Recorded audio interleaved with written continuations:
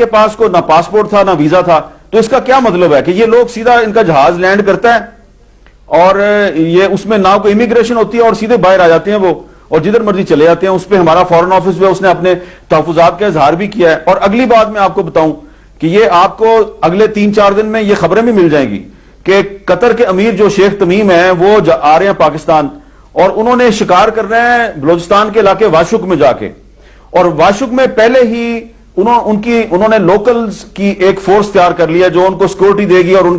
ان کے شکار میں ان کو فیسیلیٹیٹ کرے گی. اور وہ جو لوکل فورس ہے اس نے جو مقامی لوگ ہیں ان کو ابھی سے ہی ان کے گھروں سے بے دخل کرنا شروع کر دیا، ان علاقوں سے بے دخل کرنا شروع کر دیا جہاں پہ یہ شکار ہوگا. تو اس علاقے کے جو الیکٹڈ نمائندے ہیں وہ میرے سامنے انہوں نے پرسوں میرے سامنے میری موجودگی میں انہوں نے چیئرمین سینٹ رضا ربانی سے انہوں نے پروٹیسٹ کیا کہ جناب ہمارے علاقے میں کوئی پاکستان کا آئین نہیں ہے، کوئی قانون نہیں ہے، ایک بندہ باہر سے آ رہا ہے اور اس نے لوکل لوگوں کو ہائر کر لیا. لوکل ایڈمنسٹریشن جو ہے وہ پاکستان کے عوام کے حقوق کا تحفظ نہیں کر رہی، وہ قطری شیخ کے شکار کے لیے وہاں پہ سہولتیں مہیا کر رہی ہے اور لوگ وہاں پہ تنگ ہیں. تو یہ اب کل سینٹ کا اجلاس شروع ہو رہا ہے، کل سینٹ کے اجلاس میں بھی ایک سینیٹر صاحب جو ہیں وہ ریزولوشن اس پہ لا سکتے ہیں. تو یہ ہم اپنی جو قومی ہماری اہمیت ہے، ہم ویسے تو بڑی غیرت کی بات کرتے ہیں لیکن یہاں پہ ہماری جو غیرت ہے وہ آگے ختم ہو جاتی ہے. تو یہ جو معاملہ ہے ہماری حکومت کو چاہیے کہ اس قسم کے معاملات پہ بھی کوئی توجہ دے کہ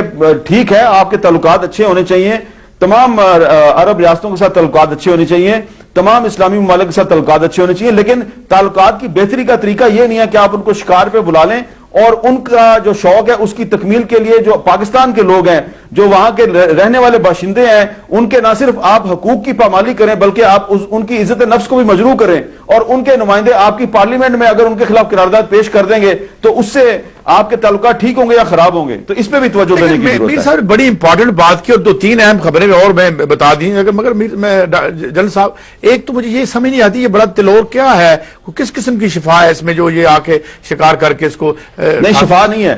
بھائی صاحب. جی بھائی صاحب اگر آپ 1 منٹ کے لیے مجھے اجازت دیں میں بتا دوں تلور کیا کرتا ہے پلیز، کیونکہ شاید آپ نہ بتائیں اور جنرل صاحب جو ہیں وہ بھی اس پہ شاید تبصرہ نہ کریں. میں فرسٹ ہینڈ انفارمیشن آپ کو دے رہا ہوں کہ یہ یہاں پہ آگے جو تلور کھاتے ہیں تو یہ تلور جن مقاصد کے لیے کھاتے ہیں وہ مقاصد پورے کرنے کے لیے پھر یہ یہاں پہ کچھ اور کام بھی کرتے ہیں، اور یہی اس لیے میں نے غیرت اور عزت کی جو بات کی ہے اس کو آپ سمجھنے کی کوشش کریں. یہ یہاں پہ جو ہے نا ہمارے جو ان کے جو میزبان ہوتے ہیں پاکستانی میزبان وہ صرف ان کے لیے تلور کے شکار کا بندوبست نہیں کرتے بلکہ اپنی عزت اور غیرت کے شکار کا بندوبست بھی کرتے ہیں.